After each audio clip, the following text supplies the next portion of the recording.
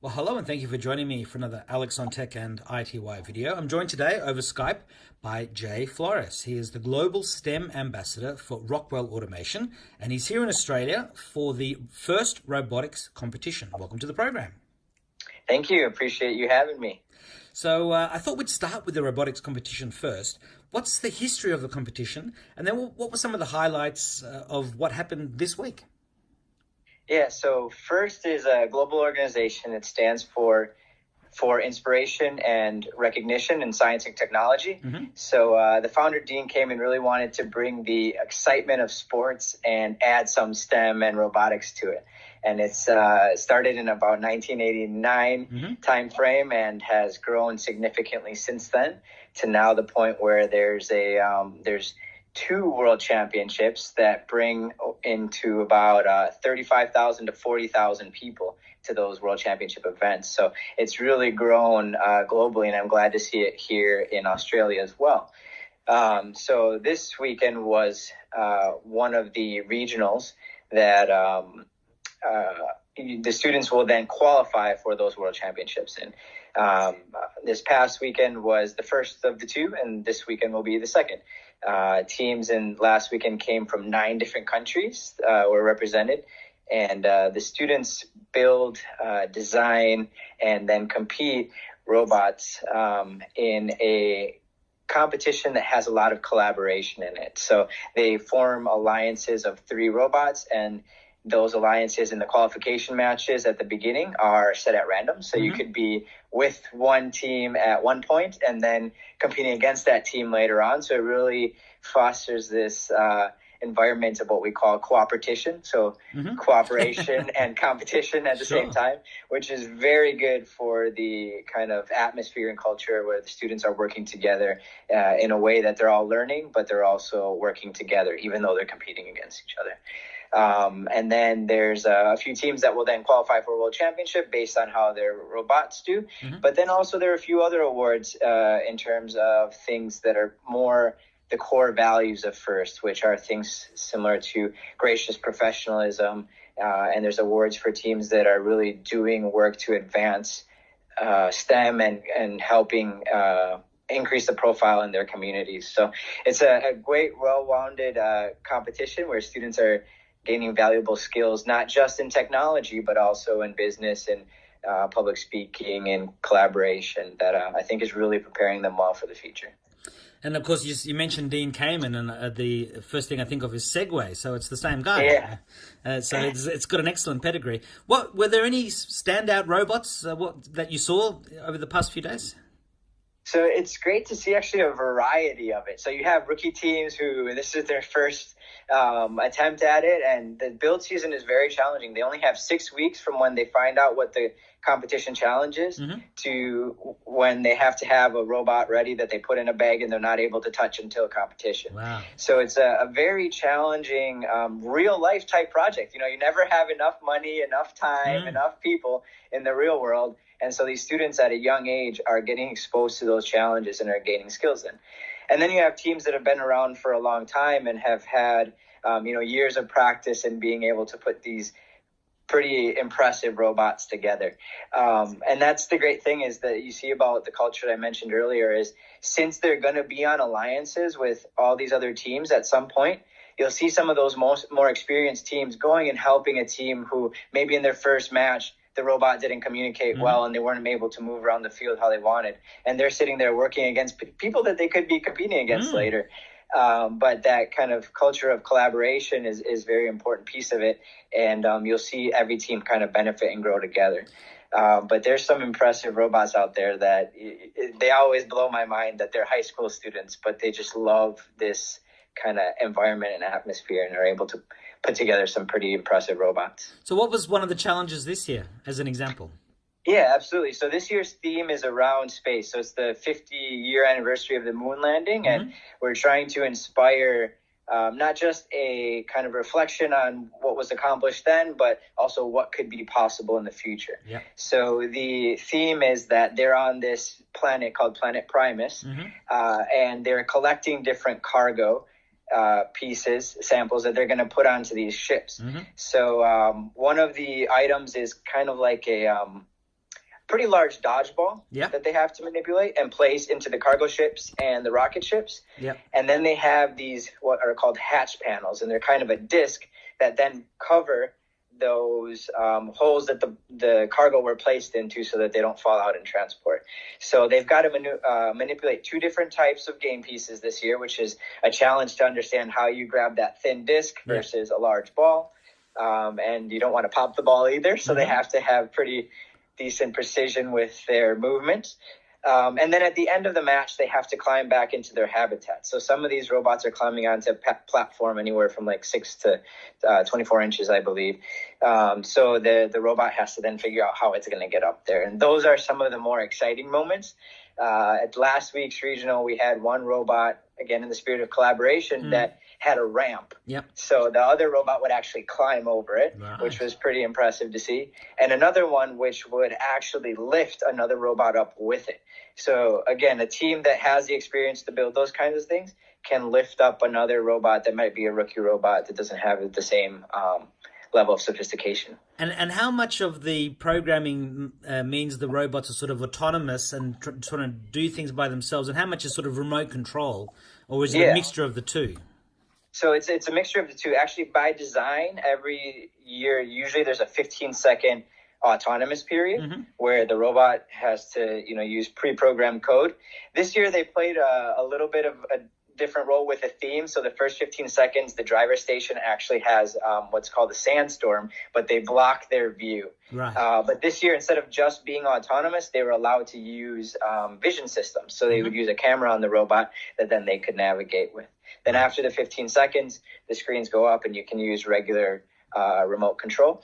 But then even during remote control times, there will be some teams that will use a little bit of kind of vision tracking and using different sensors to be able to do some of those tasks automatically or more precisely than they would be able to by remote control. Sure. I mean, in 5 or 10 or 15 or 20 years, it'll all seem very primitive. But for today, for the students, it's really advanced stuff with the time frames and all the rest. And especially at their age level, right? They're able to accomplish some pretty impressive tasks with industrial products that they'll be able to use in the real world then. And today they're building robots that are doing this, moving these cargo and these hatch panels along with the theme. But in the future, they're going to be controlling manufacturing plants.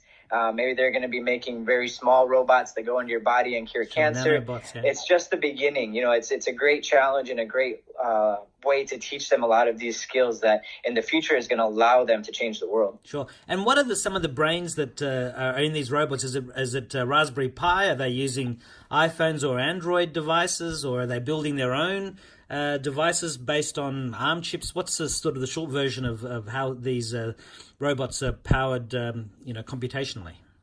Yep. So National Instruments is a strategic partner with FIRST, and they, for the season, have provided the controller.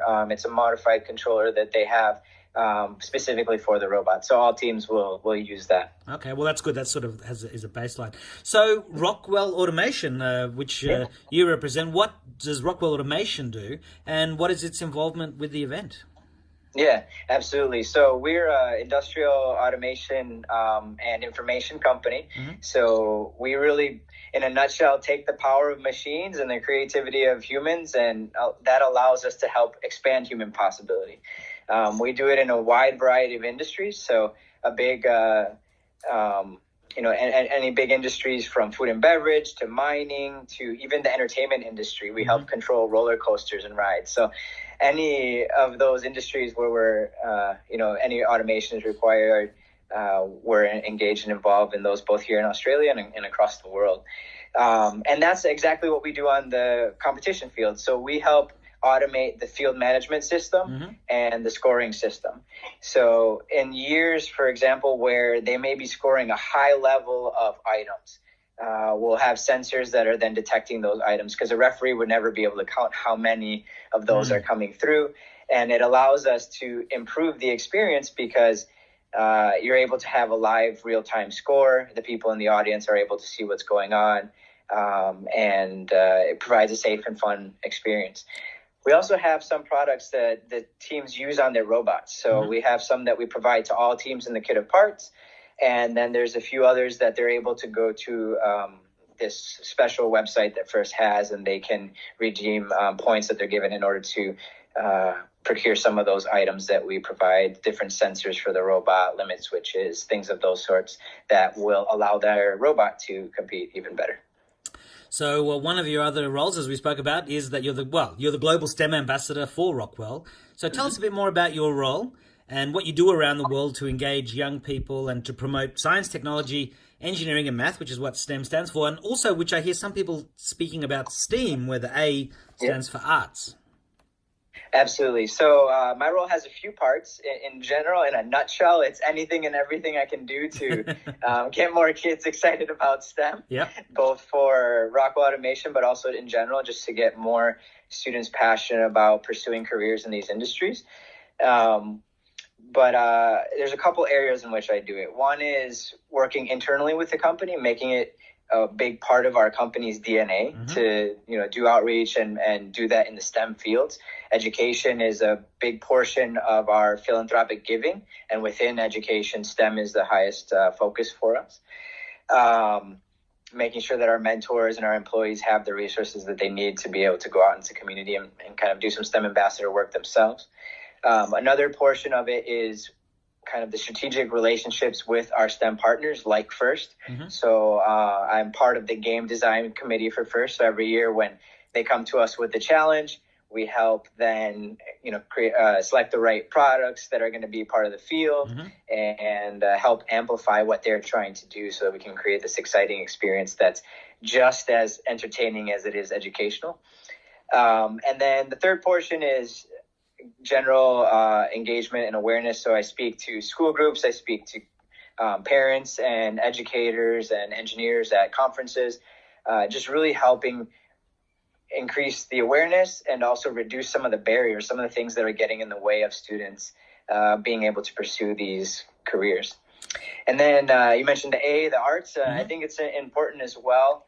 If you have a product that's not user friendly or not very visually appealing, you could have this great idea that is potentially going to make the world a better place or make something easier, more fun, etc.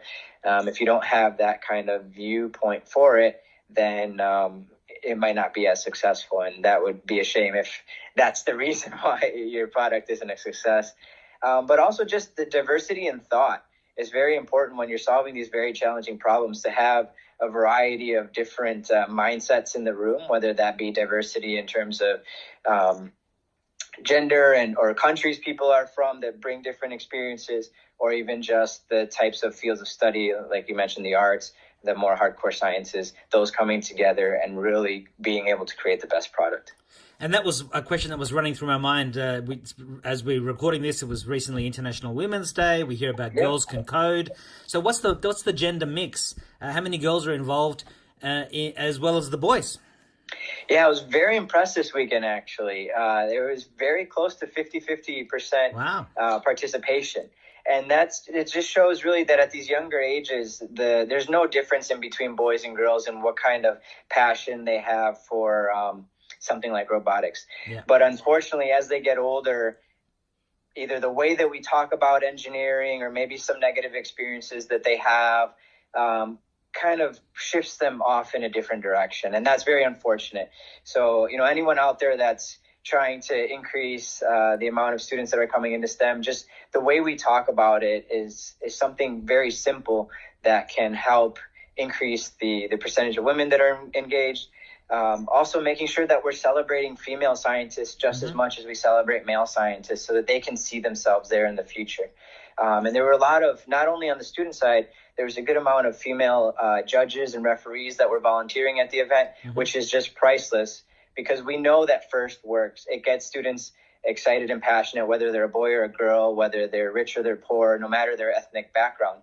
But being able to see someone that looks like them is what's going to help them then take on that next step. Having a mentor that they can talk to and understand, how do I make it from what I love in FIRST to an actual career in the space is really important. And whilst you've been talking about that, I've been thinking of Grace Hopper, who was famously involved with technology. She coined the term bug because she found there was a bug that was stuffing up one of the relays in those old-fashioned computers. And it's always struck me that grasshopper sounds like grasshopper, which is a type of bug. And of course, she's also very famous for one of the truisms of life, where sometimes it's better to ask for forgiveness than it is to ask for permission. Although rules, are meant to be followed and they're meant to be broken. So, we really should be celebrating some of these famous women in history, and of course the famous women that are involved in STEM and technology today. But you also, as before we went on air, you were mentioning that the competition is really for students aged 9 to 12. So, what can we do to get kids engaged and involved at earlier ages? Yeah, so the students competing on this robot, it's a large, maybe I believe around 50 kilo robot for grades 9 through 12. Mm-hmm. But a lot of the shift in when students are deciding whether they want to be in a STEM career or not, whether they feel that they're a math person or not, which is another thing that we need to work on. Mm-hmm. When a kid struggles to tie their shoe, we don't just say, hey, you're not going to be a shoe tire, try something else. Yeah. Like, we work with them to help them learn to tie their shoes. Sure. So that's the same, way we should approach math. It's very important for them, whether they want to go into a hardcore science or not. Being math and STEM literate is going to be very valuable, especially as technology continues to grow. But so programs for students at the younger ages is very important. FIRST has a progression of programs that goes younger. They start with FIRST Lego League and Lego League Junior as early as 6 years old. So it's not the same industrial type robot, but some of these robots have sensors on them. They're doing some programming. So it's a smaller scale of what they can do when they get to grade 9 through 12. But they're still learning the same valuable concepts.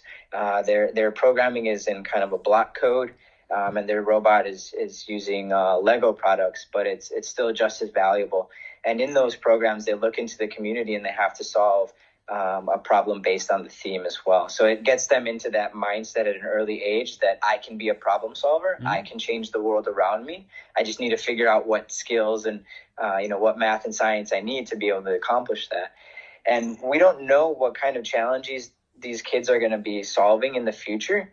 So the fact that there's a new challenge every year, a new theme every year, is really preparing them for success in the future, because we don't know what roles they're going to fill.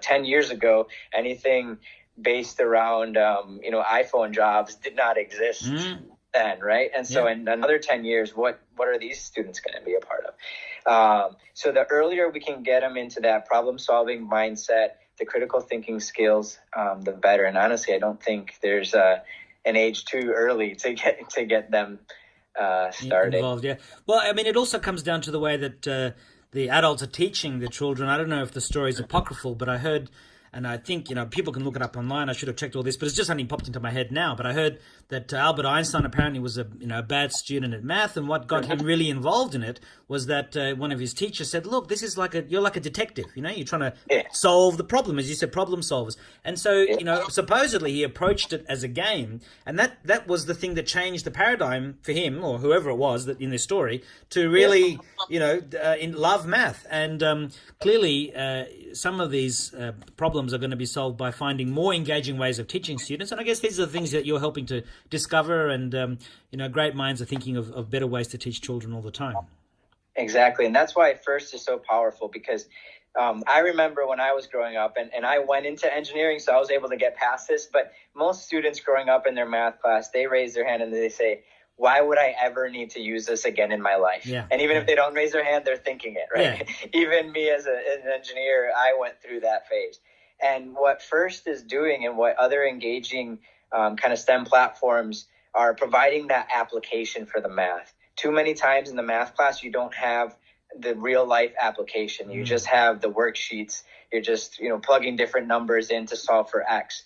But when you have something that's entertaining and exciting and has the power of of sports and the excitement of robots, that becomes the real life application for that student. Yeah. And then it makes so much more sense why those classes are valuable to them, and they'll continue to pursue. They'll be more engaged in those classes. And then once they get to the university, they'll have real life applications and real problems that they can solve based on the challenges that their university are trying to solve. Learning all that algebra was worth it. Yes. Yeah, they just need that application and they'll understand why. That's it. That's it. Well, and of course, in the age of the internet and video lessons and Khan's Academy and all those sorts of things, I mean, it's easier to spread good ideas. And that leads me to your 2 TED Talks, which I'm going to embed into this article underneath in the body of the text where this video is going to appear. But just tell us briefly about what those 2 TED Talks were about. Absolutely. So they were both STEM related. The first one was geared more towards children. It was at a TEDx youth event. Yeah. And then the second one was geared more towards parents, adults, educators, even other engineers, and how we can help students and how we can stop doing certain things that are preventing students from getting into STEM.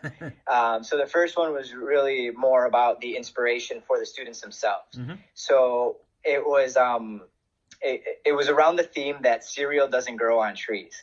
So at my first engineering conference, there were 2 mascots. It was the Pillsbury Doughboy and Lucky Charms. So they were both a cereal company and another food and beverage type of Sure. industry. I mean, they're well-known American cereals, which we don't have here in Australia. But people, if they go to the US, recognize. Actually, just before you go on, I'm getting I was getting the J.J. Abrams effect from the sun, but it's just changed, and that lighting effect is now gone. So keep going.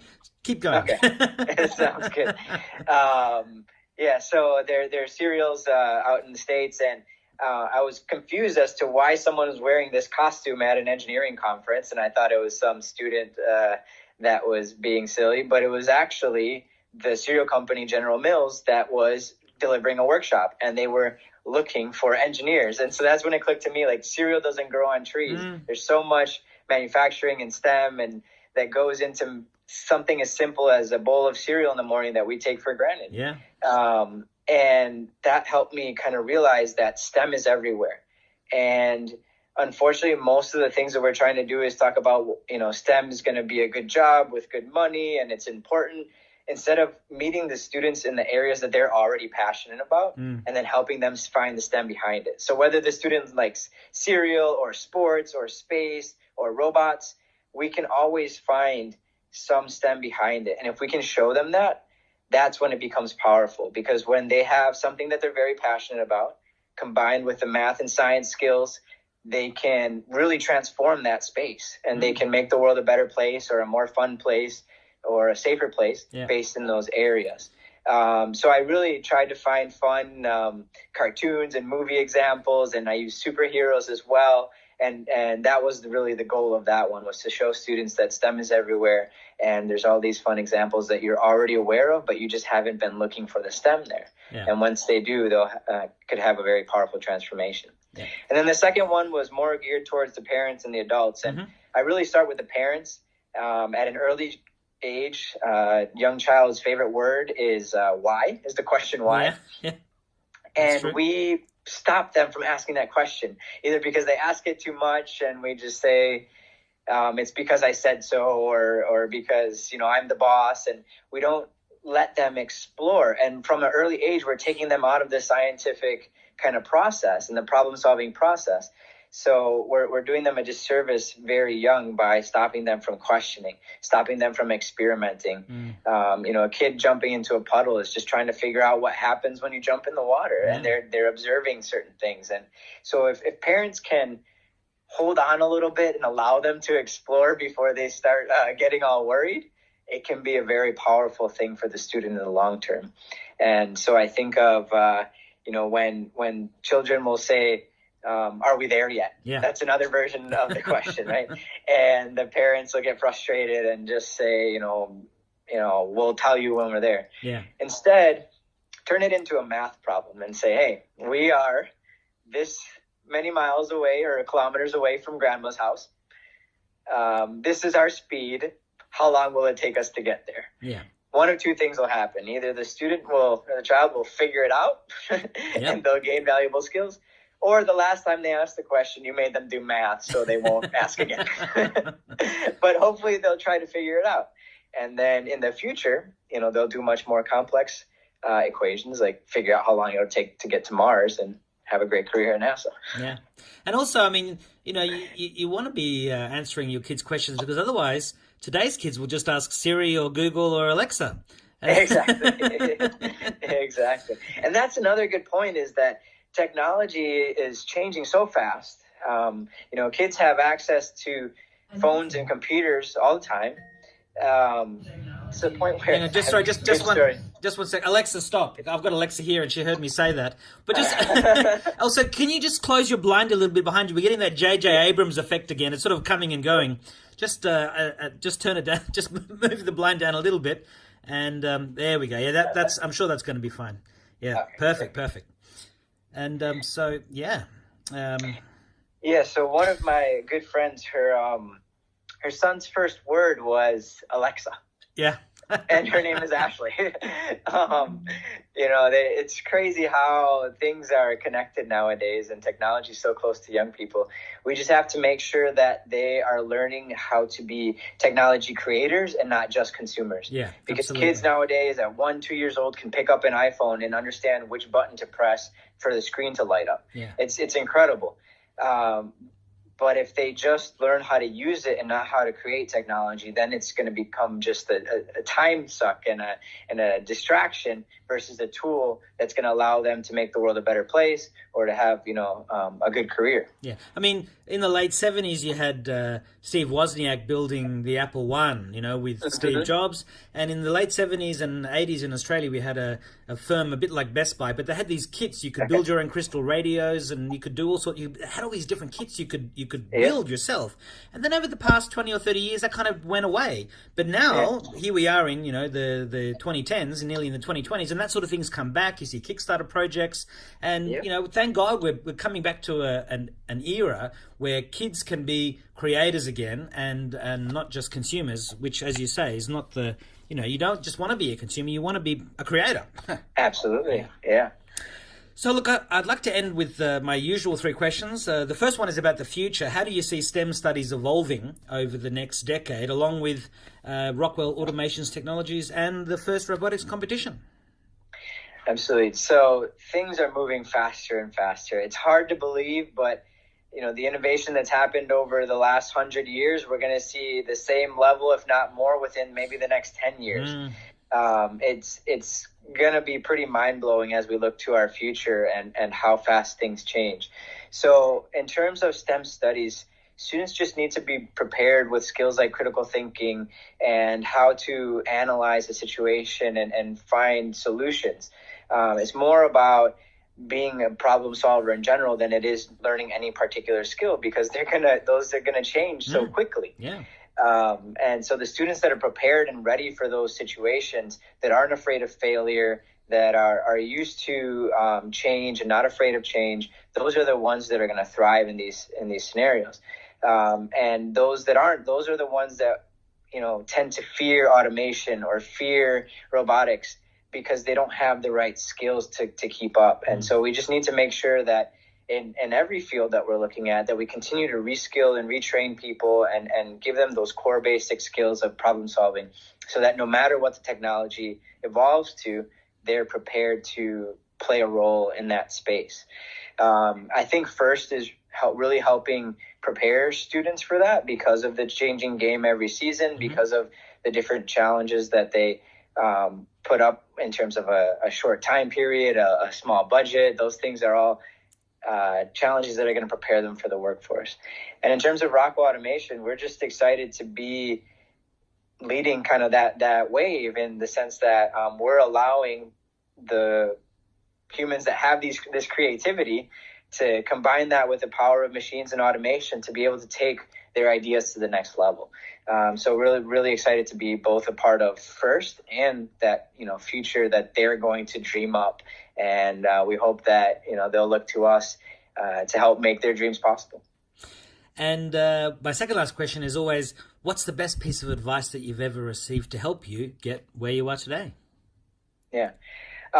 For me, it was always really just follow what you're passionate about. There's that cliche quote, do what you love and you'll never work a day in your life. But that's true. That's really happened to me. And it's rare. But when people really listen to that and go after it, you can have a really rewarding career that's fun, that provides you with what you need, and that hopefully makes an impact on the world. So for me, that was really taking my passion for STEM and passion for getting young kids excited with these silly serial and superhero examples, and finding a way to create the business case that this is important for our industry, that we need more students that are studying these careers and are excited about innovation and the next level of possibility.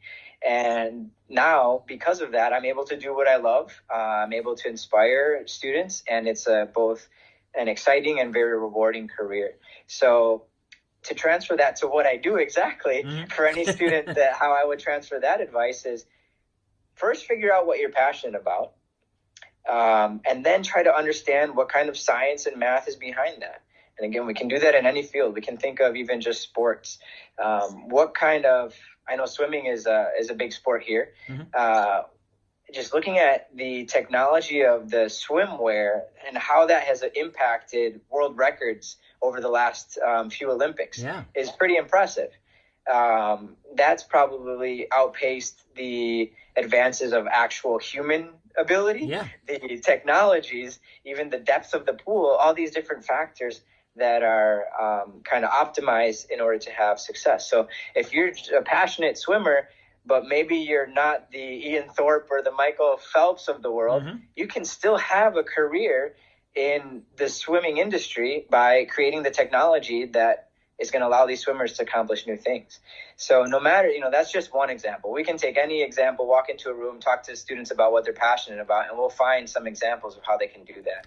So that's what I love about FIRST, is that every student that participates in this program can go professional. There's going to be a role for them in the future somewhere. And if they're able to find a role in the area that they're passionate about, man, they're going to do amazing things. And, the thing that was going through my mind as you were explaining that, I was thinking about your first TED Talk and what you were just talking about then. And sometimes it's simply about changing your perspective. You're looking at a thing in a certain way and you're missing the bigger picture where, you can still be fully engaged in what it is you love to do. But it's like, oh, I didn't see it from that point of view. And you can change your perspective and suddenly, it's like a light bulb's gone off in your head and, wow.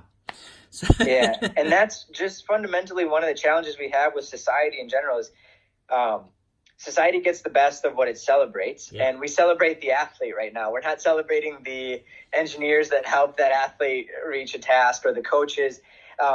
So it's, we need to find ways to celebrate both. And, maybe it's not on the sports channel, but we find other ways to really showcase the cool technologies and things that make those experiences possible. And the more we can do that, the more we provide opportunities for students to be rewarded and celebrated for their STEM accomplishments, the more they're going to go after those big challenges, right? You need kind of that incentive. If you're going to try to cure cancer, there's got to be some pretty good incentives because it's not an easy task. The more we celebrate those type of things, the more breakthroughs we're going to see. So my final question is a bit of a catch-all, and I've sort of jumbled a lot of things into it, but what's your final message to ITY viewers and readers, to the STEM teachers and students, to the robot builders of today and tomorrow, and if we think about robots, to the AI that will one day see conscious robots come to life?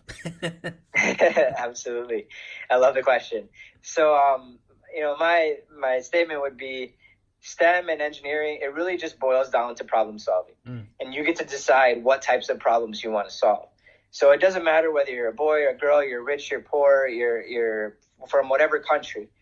There's challenges out there that need to be solved. And if you find the ones that you're excited about and you're able to create new technologies in that space, you can make a significant impact in the world. And I use the superhero examples with the kids because I believe that engineers are real life superheroes. And you're going to take that thing, for example, for Iron Man, which was the Iron Man suit that allowed him to be a superhero. He wasn't born with any superpowers. He used technology to be able to do that. That's right. And if students look at the real life examples of those things around them, maybe they'll create real life Iron Man suits that allow disabled people or elderly people to keep moving on. And that's how you take the power of technology, solve problems, and make the world a better place for the people around you.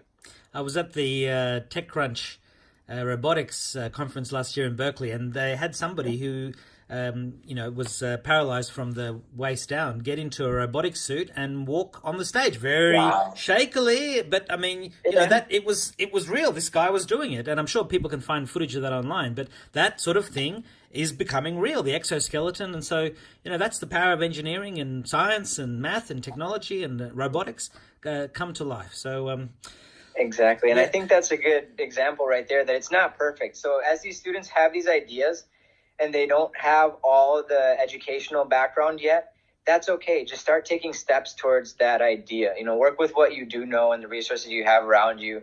Look for mentors, talk to experts, because it doesn't have to be tomorrow, but maybe 20 years from now, even if it takes that long and you create that invention, it could make your life very different. It can make the world very different. And do you have any thoughts on what we might say to an AI that's finally become conscious? One day, robot or not? The singularity. That's hello, I suppose. Well, I just hope that, with all these technologies, we're able to expand what we're able to do. And I hope that, whatever technologies are out there in the future, we're able to collaborate to do things we've never been able to dream of before. Well, Jay Flores, Global STEM Ambassador for Rockwell Automation and a big participant with the FIRST Robotics Competition. Thank you so much for your time. Best of luck for the future, and I hope we get to talk again. Thank you very much. I look forward to it. Okay, thank you.